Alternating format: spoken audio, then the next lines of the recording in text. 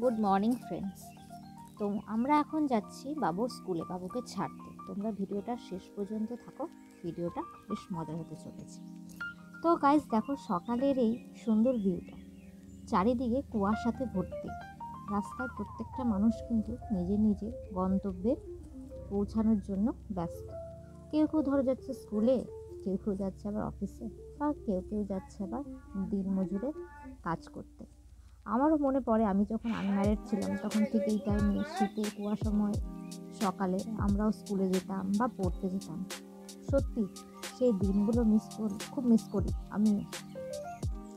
এত সুন্দর ওয়েদার, এই দুদিন আগেও যেখানে এত বৃষ্টি হচ্ছিল, আজকে এরকম একটা ভরপুর ঝলমলে সুন্দর রোদ দেখে মনটা সত্যি খুব ভালো লাগছে। তো দেখো আমরা স্কুলের কাছাকাছি চলেই এসেছি, প্রায় এবার স্কুলে পৌঁছবো এত কথা বলতে বলতে। তো দেখো এই হচ্ছে তোমাদের সাথে দেখাই তোমাদেরকে, এই হচ্ছে আমার বাবুর স্কুল। তো অলমোস্ট আমরা পৌঁছে গেলাম স্কুলে। তো বাবুকে নিয়ে ঢুকছি এখন স্কুলে। দেখো বাবু ওর বাবাকে বাই করবে, আমাকে তো করলো না, ওর বাবাকে বাই করে দিয়ে স্কুলে ঢোকার জন্য রেডি। আগে স্কুলে আসতে জানো খুব ভয় পেত, এখন আর কোনো অসুবিধা করে না। ম্যামদেরকেও বেশ ভালোভাবে চিনে গেছে, ম্যামরাও যথেষ্ট ভালো, ম্যামদেরকেও যথেষ্ট ভালোবাসে। তো দেখুন একটি ম্যাম বেরিয়ে এলো বাবুদেরকে নেওয়ার জন্য। তো বাবুকে গুড মর্নিং বললো, বাবুও গুড মর্নিং বলবেন। দেখুন বাবুর পেছনে আরেকটি বাচ্চাও ঢুকলো। তো এবার বাবুকে আমরা স্কুলে ঢুকিয়ে দিলাম। এবার আমরা বাড়ির উদ্দেশ্যে যাব।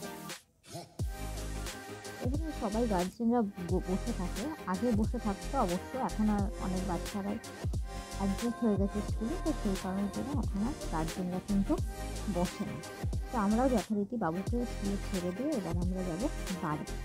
তো তোমাদের দাদার কাছে জিজ্ঞেস করলাম কিছু কি খাবো, তো এই কাকার দোকানে নিয়ে এলো, বলছে কাকার দোকানে নাকি ঘুগনিটা খুব ভালো।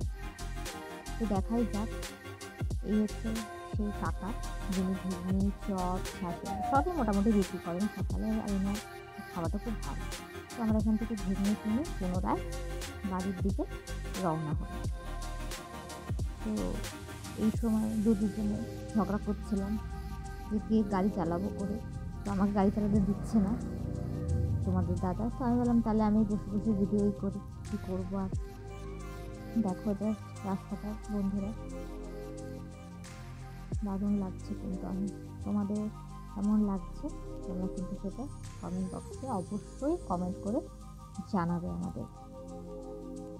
দেখো তো চলে এলাম, প্রায় চলেই এসছি। তো তোমাদের দাদা মনে কিছু কিনলো, কিনে পরে এবার আবার চলে যাচ্ছি বাড়িতে। এবার ঢুকবো, বাড়ির মুখোমুখি চলেই এসছি।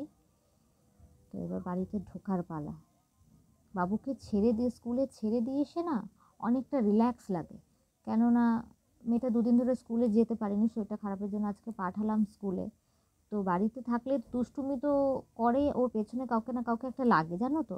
এবার ওকে ছেড়ে দিয়ে আসলে আমি আমার প্রপারভাবে কাজগুলোকে কমপ্লিট করতে পারি, নাহলে ওর পেছনে দৌড়াতে হয়। তো